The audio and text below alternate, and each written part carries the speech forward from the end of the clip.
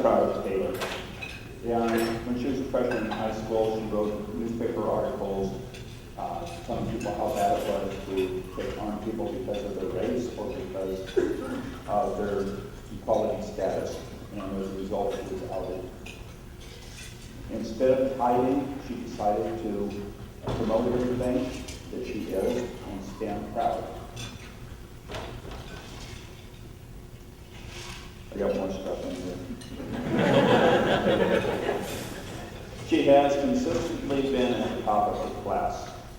Throughout her entire high school career, she's maintained either a 4.0 average or just below, with consequence becoming one of the very few life members of CSF. It's an organization for people who have great country.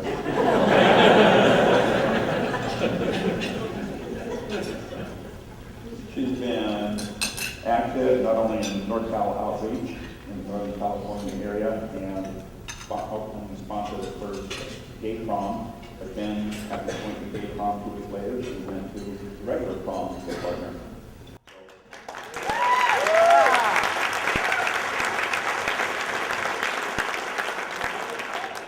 It wasn't something that she had to do because she couldn't go, but she had to go to both. And I think part of the idea of having a gay prom was so that people who were gay, lesbian, transgender, etc., would have a place to associate with their friends without having any type of people look at them, look down at them, etc.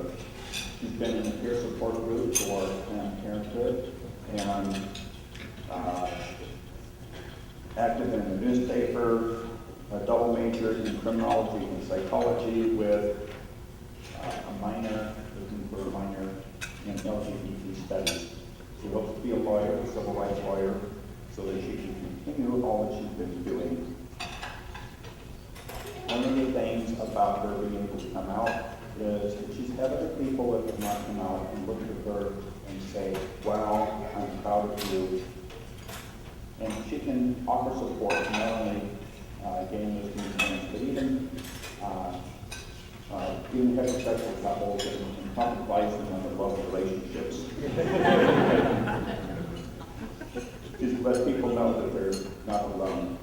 When we went to the orientation at San Francisco State, one of the first things she found inside the student union was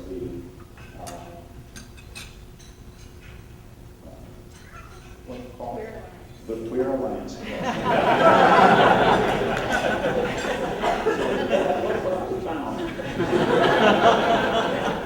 And it's like she kind of just zoomed in on it. One of the things I'd like to do is to thank all the people who have helped pave the way in the past. And it's certainly in our area where it's so conservative, she's helping pave the way for other people because she stands out in the community as somebody who is an overachiever, not only in school, but with extracurricular activities. She was a salutatorian speaker at the high school, and she got to stand up and do a speech. And people can look at her for her academic and her personal accomplishments and say, oh yeah, and also she's LGBT. And the local newspaper had identified her for that she's going to San Francisco State University, and at the end with a minor in LGBT. And this isn't something anymore that she was accidentally outed. This is something that she's actively promoting so that other people can also look at her. I'm so happy and appreciative of PG&E for not only providing our electricity, but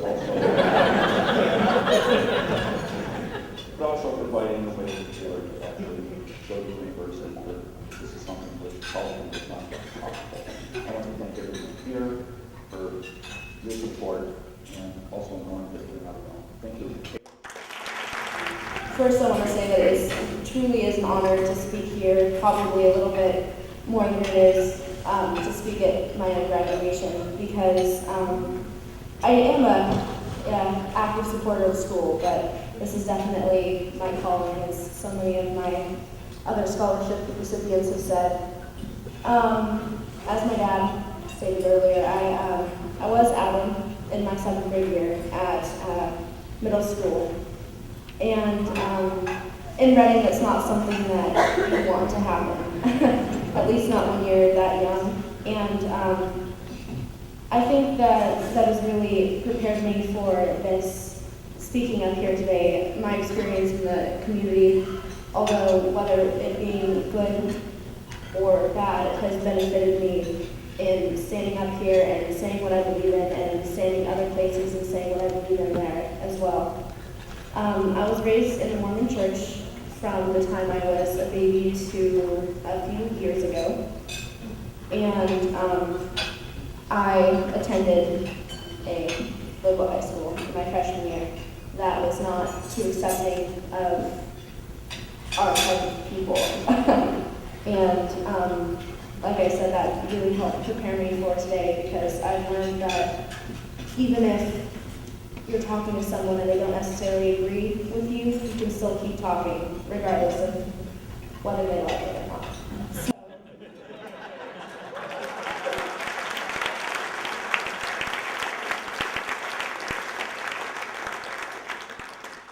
I'd really like to thank North Outreach Project and Planned Parenthood, and even though no one came with me from either one of those organizations, I think that they're definitely big assets to the LGBT community as well as the straight community.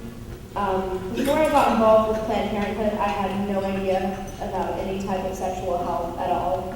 I was only in sexual education 1 year, and that was my 6th grade year, so I was a little ill-prepared. And Planned Parenthood does so much for the outside community. It actually houses our LGBT support group in Reading. Last year, it threw our first Reading Pride. And this year, it's been the meeting place for North Outreach Project all year. So Planned Parenthood is definitely an asset. When I was first starting out in North Outreach Project, I didn't really know what to do. I was very shy, which is for me something very different. And throughout the last year, because I've only been working with them for a year, sadly, I made their first website. I was elected to be their youth representative on the board of directors, and I was the event chair for the first LGBT prom, which I think has changed the dynamic of the community which I live in. I want to thank the Equality Collaborative so much because, like my dad said, I probably would not have been able to go to a university otherwise, because in June of last year, my mother died, and we lost a lot of income that could have been used to send me through college. So, as Jason said, this is 5,000 more reasons for me not to worry.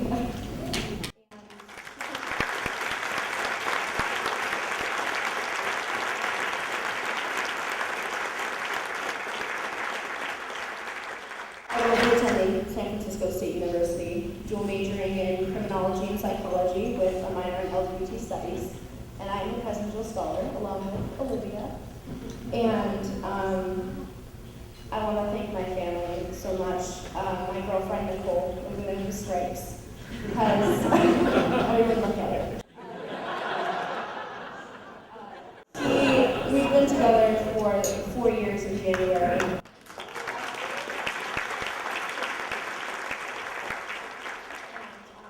And really, she's kept me going. My dad obviously is here. My biological mom has helped me through all of this. My brother, although he was pretty homophobic in the beginning a few years ago, in the last year or so, Jacob, my brother, had a friend over, and his friend was saying, "That's so gay," and "Oh, you're such a fag." And my brother turned on him and he said, "What's wrong with gay people? Why don't you tell me that?" And he's only 12 years old.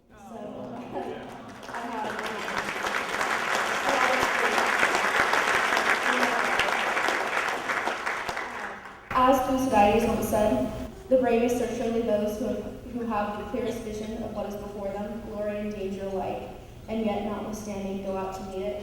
And I believe that all of us here tonight my fellow Equality Scholarship recipients, and as well as their families and all of you. We all have a vision of what's before us, and that's equality. Thank you.